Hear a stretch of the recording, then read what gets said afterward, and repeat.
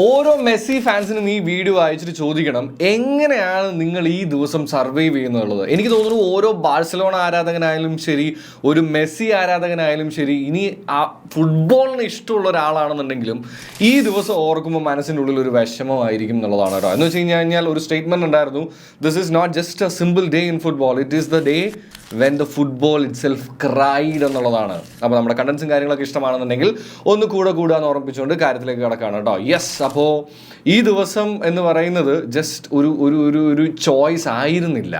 സത്യം പറഞ്ഞു കഴിഞ്ഞാൽ നമുക്ക് അതിനെ സർക്കംസ്റ്റൻസ് എന്നൊക്കെ വേണമെങ്കിൽ വിളിച്ച് ആശ്വസിക്കാമെന്ന് പറഞ്ഞു കഴിഞ്ഞാലും എനിക്ക് തോന്നുന്നു ഓരോ മെസ്സി ഫാനും കുറച്ച് കാലങ്ങൾക്ക് മുമ്പ് ഇങ്ങനൊരു സംഭവം ഉണ്ടാവുമെന്ന് അവരോട് ചോദിച്ചു കഴിഞ്ഞാൽ അവർ അഹങ്കാരത്തോടെ, ഞാനടക്കം പറഞ്ഞുകൊണ്ടിരുന്നൊരു കാര്യമാണ്, നിങ്ങൾ വേണേൽ സ്വപ്നം കണ്ടോ മെസ്സി ബാഴ്സലോണ വിടണം എന്നുണ്ടെങ്കിൽ ഉണ്ടല്ലോ എന്നൊക്കെ പറഞ്ഞിട്ടുണ്ടായിരുന്ന ഒരു സമയം ഉണ്ടായിരുന്നു.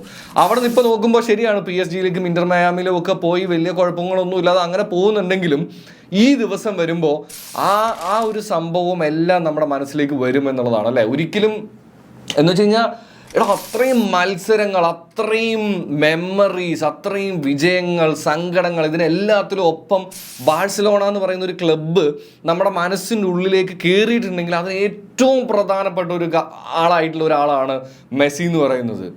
പുള്ളി ബാഴ്സലോണ വിടുകയാണെന്ന് കേട്ട് കഴിഞ്ഞപ്പോൾ സഹിക്കാൻ പറ്റാത്തൊരു ദിവസമാണ്.